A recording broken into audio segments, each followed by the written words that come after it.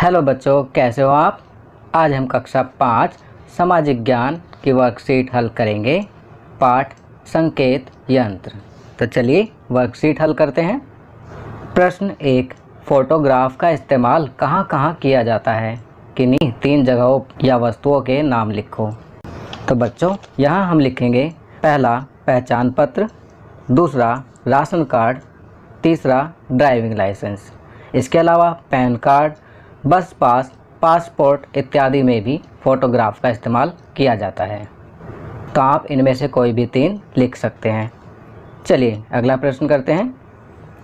प्रश्न 2, टेलीफोन का आविष्कार किसने किया। तो यहाँ हम लिखेंगे टेलीफोन का आविष्कार वर्ष 1876 में अलेक्जेंडर ग्राहम बेल ने किया। अगला प्रश्न करते हैं। प्रश्न 3, ग्राहम बेल ने अपनी टेलीफोन की वार्तालाप में दूसरी तरफ टेलीफोन पर अपने साथी को क्या कहा था। क्या आप जानते हो बच्चों कि अलेक्जेंडर ग्राहम बेल ने क्या कहा था अपने साथी को?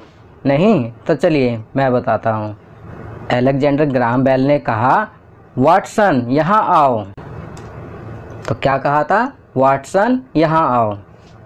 चलिए अगला प्रश्न करते हैं। प्रश्न 4, रिक्त स्थान की पूर्ति कीजिए।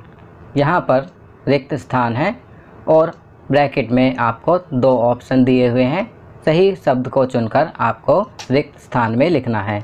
पहला करते हैं, डैश ने टेलीफोन पर हेलो बोलने की प्रथा शुरू की। तो यहाँ पर हम लिखेंगे एडिसन।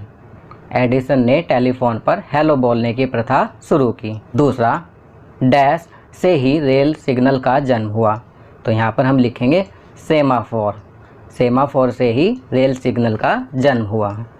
तीसरा, डैश के लिए सैमुअल मॉर्स ने एक संकेत पद्धति तैयार की जिसे डैश का नाम दिया गया। तो यहाँ हम पहले लिखेंगे टेलीग्राफ, दूसरे खाली स्थान में लिखेंगे मोर्स कोड। टेलीग्राफ के लिए सैमुअल मॉर्स ने एक संकेत पद्धति तैयार की जिसे मोर्स कोड का नाम दिया गया। चौथा, पहला संकेत यंत्र डैश था। तो यहाँ पर हम लिखेंगे सेमाफोर। पहला संकेत यंत्र सेमाफोर था। पांचवा, डैश ने एक ऐसे कैमरे का आविष्कार किया जिसमें फिल्म के रोल का प्रयोग किया गया था। तो यहाँ पर हम लिखेंगे जॉर्ज ईस्टमैन। जॉर्ज ईस्टमैन ने एक ऐसे कैमरे का आविष्कार किया जिसमें फिल्म के रोल का प्रयोग किया गया था। चलिए आगे बढ़ते हैं। प्रश्न 5, दी गई परिस्थितियों में आप किस नंबर पर फ़ोन करोगे, पता करके लिखिए। पहला, आग लग जाए। तो इसके लिए हम डायल करेंगे 101। दूसरा, घर में चोरी हो जाए। तो क्या करते हैं? पुलिस बुलाते हैं और पुलिस बुलाने के लिए डायल करेंगे 100 नंबर, 100। तीसरा, किसी रोगी को अस्पताल पहुंचाना हो तो क्या करेंगे? एम्बुलेंस बुलाएंगे। एम्बुलेंस के लिए डायल करेंगे 102। चौथा, बाल शोषण। अगर आपको लगता है कि आपके आसपास किसी बच्चे पर अत्याचार हो रहा है या उसका शोषण किया जा रहा है तो बाल शोषण के लिए हेल्पलाइन नंबर होता है 10981098। अगर हम इस नंबर को डायल करेंगे तो वहाँ से आकर उस बच्चे को सहायता देंगे। प्रश्न 6, अपने घर में बड़ों से जानकारी लीजिए कि उनके समय में दूर संदेश भेजने के क्या साधन थे। तो बच्चों इसका जवाब आप स्वयं लिखेंगे। आप अपने घर में बड़ों से जानकारी लेंगे कि उनके समय में दूर संदेश भेजने के लिए क्या साधन थे। आपकी सुविधा के लिए मैं यहाँ लिखना चाहता हूँ, उनके समय में टेलीग्राफ, कबूतर, हरकारा आदि के द्वारा संदेश भेजे जाते थे। जीवन कौशल समय प्रबंधन।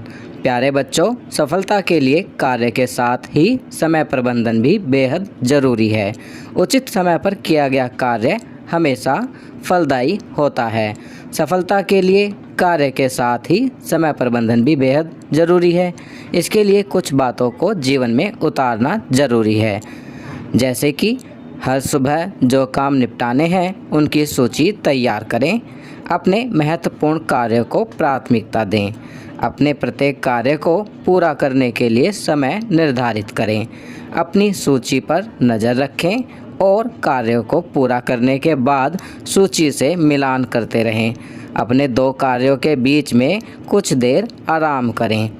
गतिविधि: अपने प्रतिदिन के महत्वपूर्ण कार्यों की सूची बनाकर उन्हें निर्धारित समय में पूरा कीजिए। चलिए आगे बढ़ते हैं। संस्कारशाला: छोटी छोटी पर बड़ी बातें। अधूरा ज्ञान कभी मत लो, क्योंकि अधूरा ज्ञान आधे जल से भरे घड़े की तरह होता है। काम आता नहीं मगर छलकता बहुत है।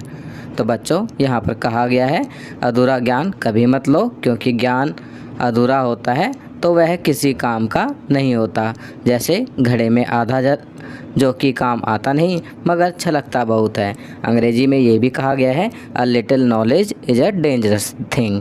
अगर हमें अधूरा ज्ञान होता है तो वो हमारे लिए खतरनाक होता है। खेल: डॉट्स हाउस। एक शीट पर बहुत सारे बिंदु बनाने हैं और दो बिंदु मिलाकर एक बार में एक लाइन बनाते हुए घर बनाने हैं। जिसने पहले घर बना दिए वह विजेता होगा। खाना पीना: घिया तोरी की सब्जी। गतिविधि: उन गतिविधियों की सूची बनानी है जिनमें आप अपने मम्मी या पापा का सहयोग कर सकते हैं। चलिए आगे बढ़ते हैं। दैनिक दिनचर्या में निम्नलिखित आदतों को अपनी दिनचर्या में शामिल करें। नीचे कुछ आदतें दी गई हैं, इन्हें आप अपनी दैनिक दिनचर्या में शामिल करेंगे। कौन कौन सी हैं? अपने माता पिता का अभिवादन करके अपने दिन की शुरुआत करें। अपने दांतों को दिन में 2 बार ब्रश करें। प्रतिदिन स्नान करें। खूब पानी पिएं और संतुलित आहार लें। अपने चेहरे को छूने से बचें और अपने हाथों को बार बार धोएं। अपना गृह कार्य समय पर पूरा करें। तो ये कुछ अच्छी आदतें दी गई हैं जिन्हें आपको अपनी दैनिक दिनचर्या में शामिल करना है। तो बच्चों, ये वर्कशीट यहाँ कंप्लीट होती है। अगर ये वीडियो आपको अच्छी लगी तो इसे लाइक एंड शेयर ज़रूर करें। अन्य विषयों पर बने हमारे लेटेस्ट वीडियोस को देखने के लिए चैनल को सब्सक्राइब करना ना भूलें और देखते रहिए हमारा channel knowledge kingdom. Thank you.